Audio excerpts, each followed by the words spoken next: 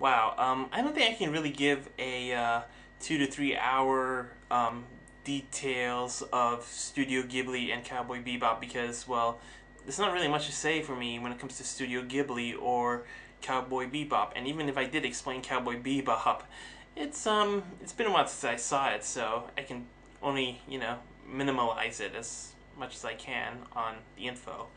Studio Ghibli is without a doubt one of the most respected and most imaginative companies that has ever existed.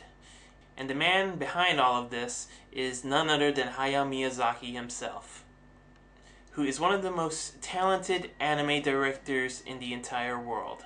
His uplifting tales and his amazing visuals make Studio Ghibli one of the most recognized anime companies of all time. Him and Studio Ghibli are a landmark in Japanese animation excellence. As for Cowboy Bebop, I barely remember it, but all I remember is that it is a really great show. Not to mention the great cast of characters that keep sucking you into this amazing story. And it's just great to see Spike and the whole gang go into these amazing adventures. And it makes you want to be a part of it. I mean, the only thing that bugged me about the anime was the ending. I mean, what a real letdown. But anyway, it was still such a great show.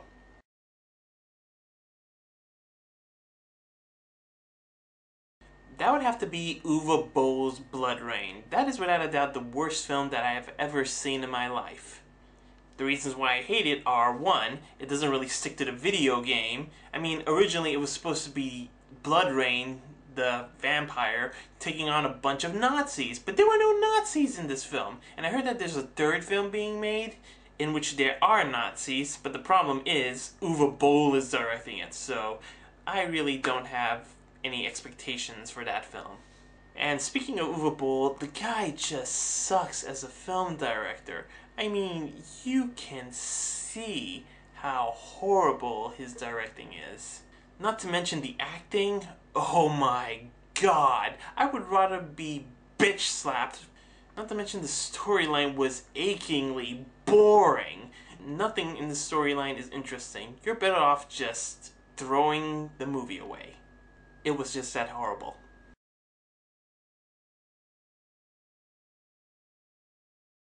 Right now, that would have to be Ah My Buddha. I mean, I just hate this anime from the bottom of my heart. I mean, it had a stupid storyline, a bunch of annoying characters, the dubbing was god-awful, and the music completely ignorable.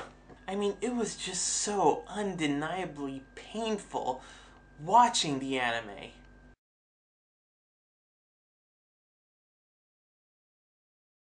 My favorite part of Vampire Hunter D was actually the ending. You know the scene where you see Doris and Dan like waving goodbye to D and all he did was simply nodded?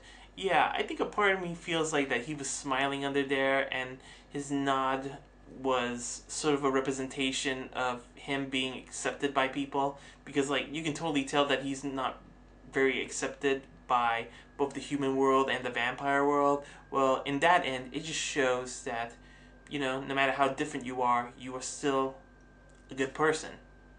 Plus, I'm a sucker for happy endings, so I really enjoyed it.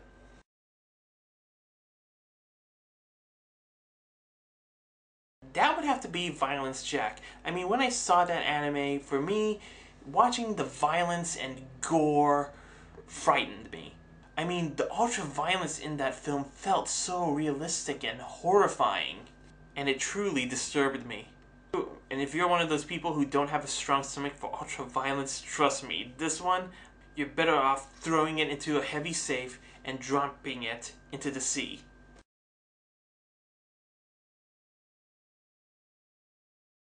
Hell yeah, of course I would be annoyed if they stopped shipping animes overseas. I mean, there's many animes over here that I can't really get in Brunei, so I have to, buy them overseas.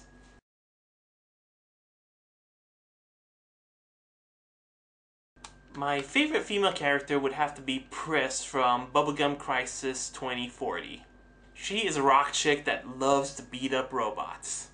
Plus, she sort of reminded me of Joan Jett, which I love her music. Not to mention that she's a laid-back character and she's kind of cool.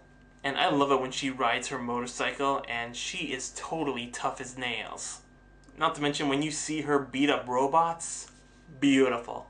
Just beautiful. As for my favorite male character, that would have to be Vampire Hunter D. He's noble, he's fearless, he's badass, and he's half human and half vampire, which makes him a total outcast for both the human world and the vampire world. Not to mention that he is a great swordsman and he knows how to take on any kind of creature.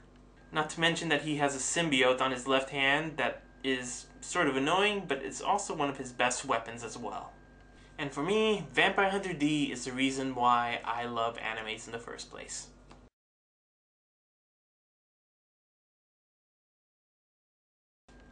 Yes, I actually have went to an anime convention. Twice. It was called the Supernova Convention. I mean, the first time that I went was like totally awesome. I mean, I got to see a whole lot of cosplayers and buy some great animes. And not to mention that I got to meet a couple of voice actors. I met Quentin Flynn, you know, the guy who played as Raiden in Metal Gear Solid. And I also got to meet Jeff Nimoy, who played Wolfwood in Trigun. They were like totally great guys, you know? And for me, it was like really the best day ever. The second time I went there, it wasn't really that great, to be honest. I got sick that day, and when I got there, my sickness got worse. I mean, the smell of sweat and nerd pretty much made me want to die. So what did I do? I just like bought a couple of animes and just left the place. Although to be honest, I kind of regretted it because I could have met Christopher Sabat, you know, the guy who played Vegeta in Dragon Ball, and not to mention Spike Spencer, you know, Shinji Ikari from Evangelion. I mean, I saw the guys, but I never really got to meet them, so I kind of regret leaving that day. But I was sick, you know, it couldn't be helped.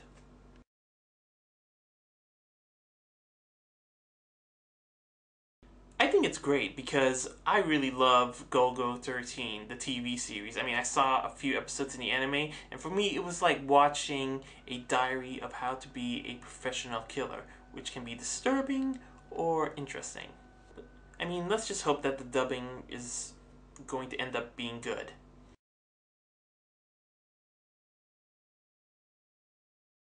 You know, I really don't care much about seeing a live-action Akira movie, to be honest.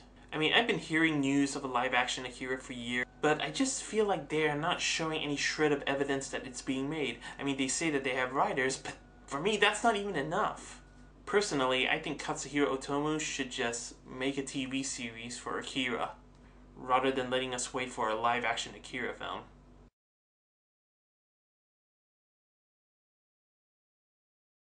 I don't think that we can really call Avatar The Last Airbender an Americanized anime. I mean, for me, it's a US animated show that was heavily influenced by Japanese anime. I mean, I guess you could say that that's a good thing because at least the creators of Avatar have been heavily influenced by anime.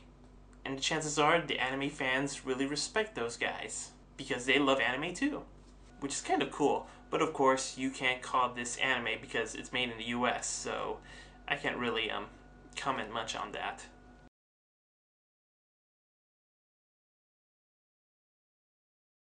See ya!